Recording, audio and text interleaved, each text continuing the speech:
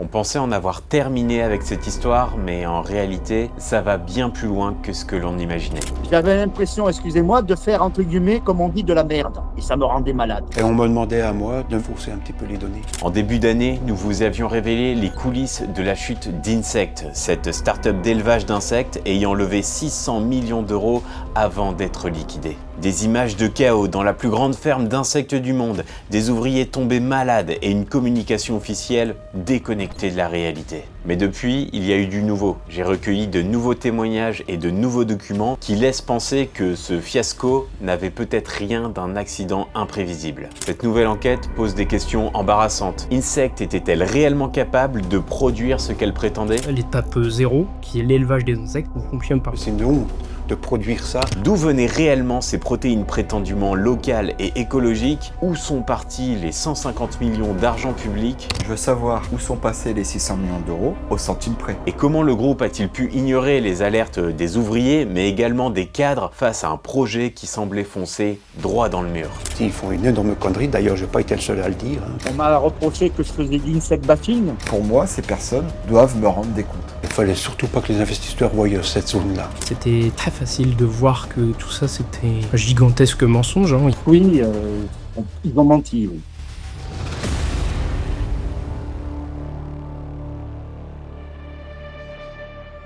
Tout d'abord, si vous n'avez pas vu le premier volet de notre enquête, je vous recommande vivement d'aller le voir, ça permettra de mieux comprendre ce qu'on va raconter ici. Après la publication de notre première vidéo, j'ai reçu de nombreux témoignages d'anciens salariés et cadres de chez Insect qui n'étaient pas du tout surpris de découvrir nos images. Parce que selon eux, ce qu'on a montré à Amiens, eh bien ils l'avaient tout simplement déjà vu dans la première usine du groupe à Dole, dans le Jura. Et ça, c'est assez étrange, parce que ce site fondé en 2017 était censé être un proof of concept, autrement dit une usine modèle qui permet de prouver que le procédé fonctionne avant de le reproduire à grande échelle comme ils l'ont fait à Amiens. Donc en théorie, si la petite usine ne fonctionne pas, eh bien la grande usine à Amiens n'a pas lieu d'exister. Et pourtant, c'est bien ce qui se serait passé. C'est vrai que dans le premier épisode, on avait déjà diffusé quelques images de cette usine avec de la saleté, des rongeurs, des toiles d'araignée, mais j'étais loin d'imaginer jusqu'où ça allait. Alors pour tout comprendre, j'ai discuté avec plusieurs témoins à tous les niveaux de l'entreprise. Tout d'abord Philippe Verdier, directeur des systèmes informatiques et industriels. Sylvain, chef de projet et chargé de designer l'usine d'Amiens. Thierry, entomologiste et conducteur de ligne à Dole. Et enfin Dominique, ancien technicien de maintenance à Dole. Et lui, je l'ai rencontré sur place. Au début, j'étais vraiment très content, j'étais même une fierté à un moment donné d'en causer que je travaillais dans cette usine. C'est dommage que ça se soit terminé comme ça. C'était un beau projet, à la base c'était un très beau projet. C'est bien dommage.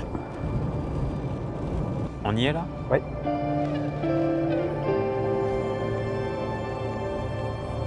Quand vous revenez ici, vous pensez à quoi? Ça m'évoque beaucoup de souvenirs, de tristesse. Il y avait tellement d'avenir pour cette usine-là. J'aurais attaqué ma 10e année. C'est triste. J'ai que ça à dire. Dominique connaissait l'existence de notre enquête, mais il ne l'avait pas visionnée. Alors la première chose que j'ai fait en rentrant chez lui, c'est de lui montrer nos images. Sur la barre espace. Plus d'1 millier de photos et de vidéos recensant durant 3 années les dysfonctionnements de cette usine. Je suis impressionné parce que je n'avais jamais vu ça. Dole, on travaillait dans les mêmes conditions, c'était aussi sale, ça partait dans tous les sens. Ça tombait par terre, il y en avait partout. Ouais. Puis là, je vois qu'au niveau des égouts, c'est pareil, on était confrontés aux mêmes soucis. On avait beaucoup de toiles d'araignées, de mites, on avait beaucoup de souris. Ils ont fait un copier-coller de Dole pour mettre à Amiens alors qu'on avait des énormes soucis déjà à Dole. On fait exactement les mêmes erreurs. Il fallait produire et il y avait des laves qui étaient mortes et tout, ils passaient tout dedans, c'était collé, c'était vraiment dégueulasse. Franchement, c'était... À un moment donné, je me disais en moi-même, je disais, mais que c'est une honte de produire ça, de vendre ça. Et je vais vite me rendre compte que ce que me raconte Dominique, c'est corroboré par de multiples témoins à tous les niveaux de la chaîne de production. Quand je suis rentré en septembre 2018, courant 2019, je me suis aperçu que le modèle industriel de Insect allait à sa perte. On voyait bien que la partie élevage fonctionnait pas. Hein. Ils avaient des problèmes d'infestation avec des parasites. Donc les générations n'arrivaient jamais au bout. Rapidement, je suis allé visiter le site de Dole. C'était le site POC, donc Proof of Concept. Bah moi je vois instantanément que ça ne fonctionne pas. Et les ardents électriques, elles ont les portes ouvertes dans une zone process. Ça ne se fait pas du tout. Enfin, il n'y a rien qui fonctionne. La zone process, elle est dégueulasse. Enfin, remplie de poussière, de toiles d'araignée de partout. Enfin, c'est vraiment... c'est pour quelqu'un qui a déjà vu une usine, quelle que soit l'usine, fonctionner, ça se voit que ça marche pas. L'étape 0, qui est l'élevage des insectes, ne fonctionne pas. Sur le site, qui je le rappelle, est un proof of concept. Donc moi, je l'appelais le proof que ça marche pas. Dole, donc c'était une vitrine pour les investisseurs. On est passé en production, donc on n'était plus une usine de démonstration. On a commencé donc à avoir des volumes d'insectes beaucoup plus importants au sein de la ferme. On a commencé à avoir donc des mythes. En plus de nous causer des problèmes sur les insectes, elles ont surtout emmené avec elles une problématique de toiles d'araignée en nombre dans l'usine. Elles venaient obstruer les capteurs, créer des fausses détections. Enfin, des fois, on avait des chutes de palettes, des arrêts intempestifs, des larves qui tombent au sol, etc., etc. Il y avait énormément d'araignées et on était sujet à se faire piquer. Moi, je me suis fait piqué à plusieurs reprises sur les bras. Je l'avais signalé, mais bon, ça s'arrêtait là, comme pour les souris. On avait des nids de rongeurs dans les cloisons. Et que dans le site, il y avait des plaintes qui étaient en plastique. Et ces plaintes avaient été abîmées par les insectes avec le temps, parce que les insectes grignotent le plastique. Et les rongeurs ont profité de cela pour en fait faire des nids pendant 1 an, 2 ans, pour être confrontés à des rongeurs morts au sol. J'ai vu un rat qui était ça, comme ça, et qui avait bouffé tous les câbles. Et ça, c'était bon. Routinier, on disait. Ça a pris du temps d'éradiquer ces rongeurs. Effectivement, on pouvait avoir l'impression que dans la ferme, tout était stable, mais en même temps, c'est une ferme. Donc, effectivement, il y a de la vie, il y a un mini-écosystème avec des souris, des nids, voilà, ce qui n'était pas le cas de l'atelier transformation. Alors, pour pallier à ce problème, Insect va faire un choix surprenant. Insect n'est jamais arrivé à stabiliser le process d'élevage à tel point qu'il devait faire livrer des larves qui venaient d'une entreprise externe qui s'appelait Starfood. Et oui, Insect importait des larves qu'elle ne pouvait ou savait pas élever, et je peux même vous dire précisément où, mais pour ça, il faut partir du site de Dole et faire un long voyage de 1300 km jusqu'en Hongrie. La ferme que vous voyez là est mentionnée comme fournisseur dans ce contrat. Selon ce document, entre 2020 et 2023, Insect s'était engagé à acheter environ 1200 tonnes d'insectes pour un montant d'environ 8 millions d'euros. Une fois par semaine, ou une fois toutes les 2 semaines, il y avait un semi-remorque réfrigéré qui partait de Hongrie et qui venait sur le site de Dole pour livrer des bacs d'insectes. Et dans un autre document confidentiel, j'ai découvert que sur la période 2022-2023, Insect avait précisément importé pour 6,4 millions d'euros de larves à cette entreprise et 2,2 millions d'euros à un autre organisme belge. Malheureusement, ces entreprises n'ont pas répondu à mes sollicitations. Dans notre précédente enquête, nous avions déjà révélé que les produits montrés aux caméras de télévision à Amiens ne venaient pas d'ici, comme on pouvait le penser, mais de Dole, dans le Jura. Insect a clairement menti à la presse. Et maintenant, on découvre que ces protéines, perçues comme locales et écologiques, venaient en réalité possiblement de larves étrangères. Sur toutes ces questions, j'ai bien entendu interroger d'anciens dirigeants d'Insect pour avoir leur version des faits, mais contrairement à la précédente vidéo, cette fois-ci, très peu d'entre eux ont accepté de me répondre et ceux qui l'ont fait ont souhaité rester anonymes. Selon eux, l'importation de ces larves était temporaire. C'était le temps de monter l'usine d'Amiens afin de maintenir les relations avec les clients et également signer de nouveaux contrats pour les années à venir. Et bien qu'ils reconnaissent avoir rencontré de nombreuses difficultés dans les usines, selon eux, la quasi-totalité des problèmes a tôt ou tard fini par être maîtrisée. En tout cas, comme pour l'usine d'Amiens, une question évidente se pose à Dole.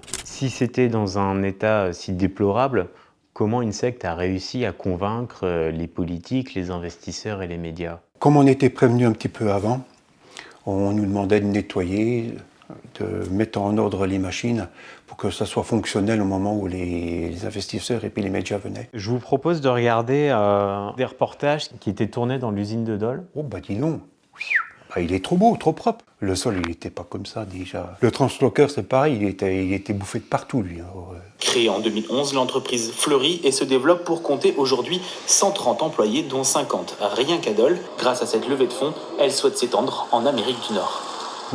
Est-ce que vous avez relevé quelque chose que c'était bien propre, c'est surtout ça.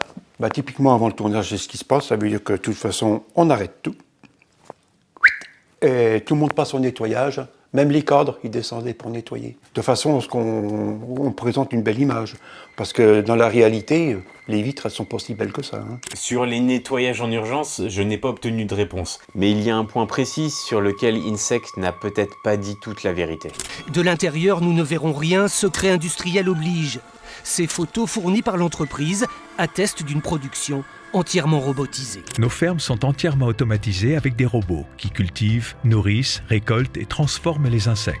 Il y avait une unité 800, c'était du tri manuel. Il fallait surtout pas montrer ça parce qu'on était censé être une usine tout automatique. Simplement, j'ai été appelé pour aller faire un dépannage et malheureusement, il a fallu que je passe par la porte sectionnelle. Et à ce moment-là, il y avait les investisseurs et les banquiers qui étaient là. On m'a convoqué pour me dire que j'avais fait une erreur, quoi. Il fallait surtout pas que les investisseurs voient cette zone-là. J'ai jamais compris pourquoi. On n'assumait pas qu'effectivement, oui, il y a un pan de l'usine qui est fait par des ouvriers, mais c'est une plus-value parce que c'est des stades fragiles, parce que ça permet d'être sûr que les insectes se développent de la bonne façon. Quand vous arriviez, vous voyez des choses automatiques, des robots, etc. Mais les investisseurs, s'ils avaient eu l'œil critique, ils auraient dû le voir. On voyait bien qu'il y avait un problème. Donc, quand Insect, à l'époque, dit que leur usine est 100% automatique, c'est faux.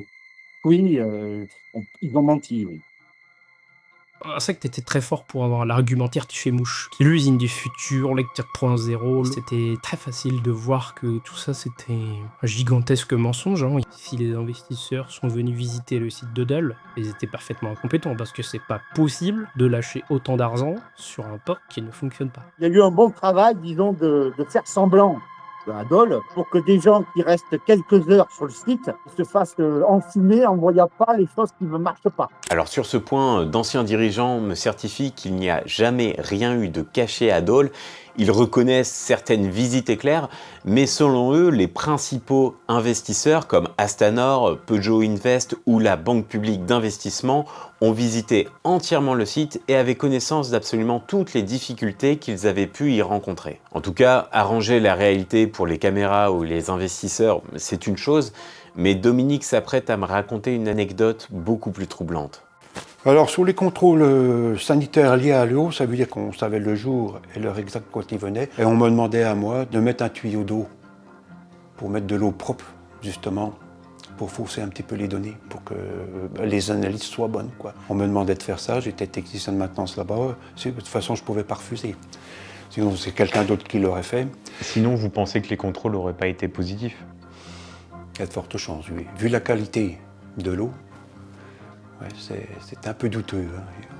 À propos du contrôle des eaux, regardez ce document. Juin 2024, des inspecteurs arrivent sur le site de Dole et, surprise, ils découvrent qu'un système de traitement a été vidangé la veille. Tiens donc, c'est dommage. Mais dans le tableau juste en dessous, on découvre que de précédentes analyses avaient, elles, relevé dans les rejets d'eau un niveau de pollution pour tous les paramètres jusqu'à 6 fois supérieur aux valeurs réglementaires. Et cette fois, sur ce point, je n'ai obtenu aucune réponse précise des dirigeants. En tout cas, en connaissant les multiples dysfonctionnements sur la petite usine de Dole, on pouvait raisonnablement craindre le pire pour l'immense ferme bâtie à Amiens. Quand j'ai appris pour le site d'Amiens, je me suis dit, ils font une énorme connerie. D'ailleurs, je n'ai pas été le seul à le dire. Hein. Ils ont pris Dole, copié-collé sur Amiens, à plus grande échelle, et c'était un fiasco total. J'ai essayé, moi, de lancer à plusieurs reprises des alertes en disant qu'il y avait un souci, qu'on ne maîtrisait pas le process. L'usine d'Amiens, c'était 100, 200 ou 300 fois plus grosse que l'usine de Dole. J'ai commencé à dire, ce serait bien déjà de faire fonctionner correctement le site de Dole avant de se projeter sur un site plus gros. Non, mais c'est pas possible, les rendements, les business plans, les machins, les trucs. Une des solutions aurait été de simplifier le process et de réduire les volumes. Mais qui dit réduire le volume fait que le business plan annoncé par Insect n'était plus bon. On m'a reproché que je faisais du Insect bashing, alors que moi, le but, c'était de faire marcher les choses. C'est le terme employé, c'est l'insect bashing. Dès qu'on disait quelque chose de négatif de façon constructive, le qualificatif, c'était insect bashing. Donc, je disais plus rien, quoi. À la fin, ça me rendait dingue. Parce que j'avais conscience qu'il y avait un souci, que ça allait dans le mur. Ça, j'avais l'impression, excusez-moi, de faire, entre guillemets, comme on dit, de la merde.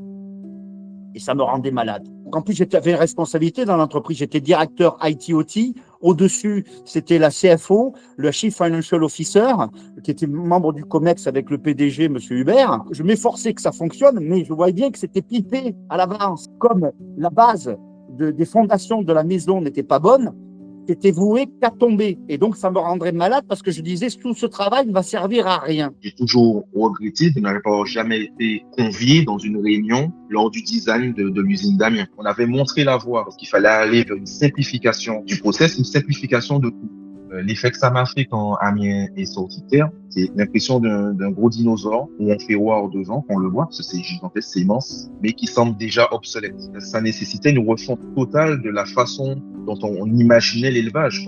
Je me dis aussi que peut-être l'INSEC a grandi trop vite, mais pour moi, ça remet pas en question ce concept même de pouvoir faire de la protéine d'insectes. Voyant la catastrophe arriver, Philippe et Sylvain démissionnent avant l'ouverture de l'usine d'Amiens. Dans sa lettre de démission, Philippe Verdier écrit « Je suis en total désaccord avec les choix qui sont faits au sein de la société. Le process n'a jamais fonctionné. Le projet InFarm est irréaliste. Son business plan est faux. Le projet industriel de Insect va droit dans le mur. Cela me mine et me met une pression psychologique intolérable, insupportable et injustifiée. » Pour finir, il y a une question qui me tenait particulièrement à cœur. Dans notre premier épisode, j'avais rencontré des salariés victimes de graves allergies suite à leur activité sur le site d'Amiens. Et il s'avère que ce problème était bien connu depuis des années.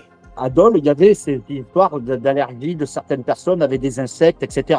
On a eu des cas d'intérimaires, de personnes qui venaient pour des courtes missions. Effectivement, au contact des faces, on a pu développer des réactions. Au laboratoire de R&D de Évry, il y a eu ce phénomène d'allergie. Des gens qui ont développé de l'asthme, etc., qui n'étaient plus aptes en fait à être en contact avec les insectes. Malheureusement, ces personnes concernées par ces allergies n'ont pas répondu à mes sollicitations.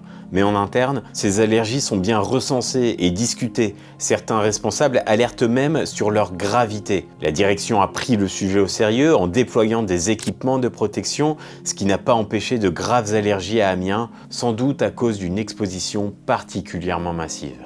J'ai envie de dire, on joue pas à l'apprenti sorcier avec des quantités pareilles sans expérience. Et d'ailleurs, auprès de Adrien, le premier lanceur d'alerte, j'ai voulu prendre des nouvelles des salariés licenciés devenus asthmatiques. Lorsqu'ils vont à la pharmacie, ils n'ont plus de mutuelle, ils doivent payer de leur poche pour prendre leurs médicaments par rapport à leurs allergies. On devait avoir une mutuelle qui avait une portabilité de 1 an après notre licenciement. Mais elle a été coupée le 31 décembre, sans qu'on soit informé. On trouve ça inacceptable. Aujourd'hui, Adrien a pris la tête du collectif des licenciés d'Insect et il a entamé des procédures judiciaires contre le groupe. Donc moi, c'est simple. Je veux savoir où sont passés les 600 millions d'euros au centime près. Lorsque vous êtes artisan, que vous avez une entreprise, vous avez forcément un cahier de compte. C'est exactement ce qu'on demande à la direction. Comment ont été gérés l'argent de l'entreprise, l'argent public. Et on ne vous les donne pas. Et on ne nous les donne pas. La direction d'Insect, l'administrateur judiciaire, fait tout pour gagner du temps. Mais c'est vrai que j'ai pu mettre la main sur quelques-uns des documents. On voit un petit groupe de personnes qui justement se rémunéraient avec voilà, des gros salaires, des salaires à 6 chiffres, alors que dans le même temps, l'entreprise faisait rentrer très peu d'argent dans les caisses. Effectivement, en consultant les comptes sociaux publics du groupe, on découvre plusieurs choses. Par exemple, en 2018, les 5 plus hauts salaires de l'entreprise allant de 117 000 € à 197 000 €. Ou encore, en 2023, une rémunération annuelle du président de 330 000 €. Sur ce point, l'ancien président de Insect a indiqué auprès de nos confrères de Mediapart qu'un fondateur ne se paye généralement pas durant les premières années et même s'endette personnellement pour démarrer, puis gagne souvent moins qu'un salarié au même niveau de formation. Il précise aussi que son salaire de président était fixé par un comité et restait inférieur à celui pratiqué dans des entreprises comparables à l'époque. C'est peut-être normal pour les ambitions qu'avait Insect d'être une très grande entreprise, non ? Ce n'est pas le haut salaire en lui-même qui me dérange, c'est le fait qu'il y ait autant de personnes qui certes ont un gros salaire, mais alors même que la situation de l'entreprise ne le permet pas forcément. On peut avoir un certain comportement, une certaine hygiène économique pour pouvoir faire perdurer, entre guillemets, le business. Et ce que j'ai aussi pu voir en dépenses importantes, c'est aussi tout ce qui tourne autour des cabinets de conseil. En effet, selon des documents confidentiels que j'ai pu consulter, sur la période 2022-2023, Insect a fait appel à une vingtaine de cabinets de conseil en tout genre pour une somme d'au moins 7,3 millions d'euros. Et pour Adrien et ses soutiens, une expertise si massive et si coûteuse qui mène à un crash industriel pareil c'est totalement incompréhensible. Concernant les cabinets de conseil, ou en ce qui concerne le conseil d'administration d'Insect, on voit qu'il y avait des personnes qui pourtant avaient une grande expérience.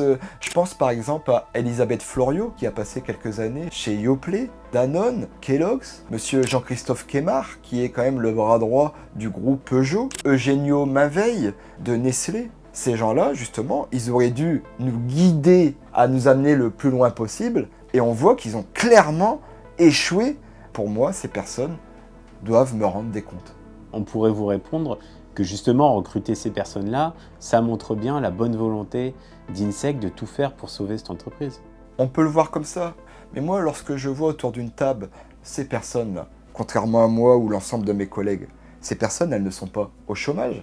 Ces personnes, elles ont certainement toujours leur mutuelle. Ces personnes, elles ont su rebondir dans de grands groupes. Donc oui, ça laisse vraiment un goût amer. Malheureusement, les personnes citées ici n'ont, elles non plus, pas répondu à mes sollicitations. Mais une source proche du dossier, qui préfère rester anonyme, m'a rappelé qu'à partir de 2019, les fondateurs d'Insect ne détenaient plus que 2, puis un seul siège au conseil d'administration. En bref, ils n'avaient plus réellement le contrôle sur l'entreprise. Et c'est donc ce nouveau conseil d'administration qui, majoritairement, voulait casser l'image franco-française de Insect et donc recourir à de prestigieux cabinets d'avocats ou bien recruter des cadors de l'agro-industrie, même si ces personnes n'étaient pas habituées à l'environnement d'une start-up, tout cela afin de rassurer les investisseurs internationaux. Et pour finir, Adrien souhaite également demander des comptes à la Banque publique d'investissement.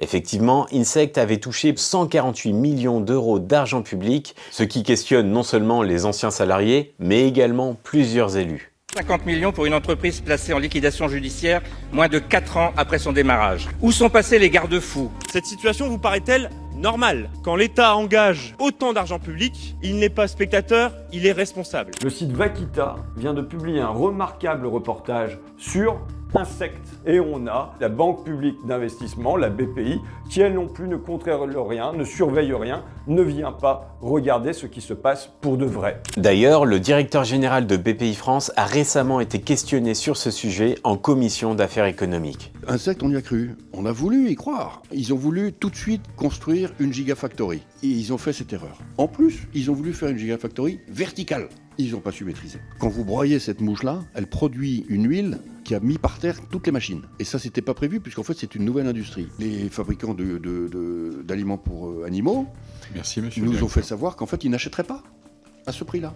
Donc, il y a plein de raisons. Et fiasco, honnêtement, c'est dur.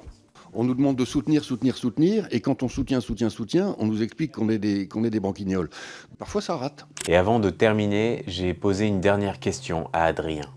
Que va devenir le site d'Amiens? Le projet, c'est de faire un centre de data center. Moi, ce que ça m'inspire, ce projet, c'est que déjà, Insect a retiré des terres agricoles d'un agriculteur pour venir y faire une dalle de béton. Certes, pour un projet de protéines d'insectes, mais là on voit qu'au bout de quelques années, tout l'aspect écologique du projet, eh bien là on a tout faux de A à Z. C'est vraiment un zéro pointé. Les data centers, en termes écologiques, en termes de consommation d'eau, en termes de consommation d'électricité, etc., mais c'est vraiment une catastrophe écologique. Voilà comment il va se terminer le projet Insect.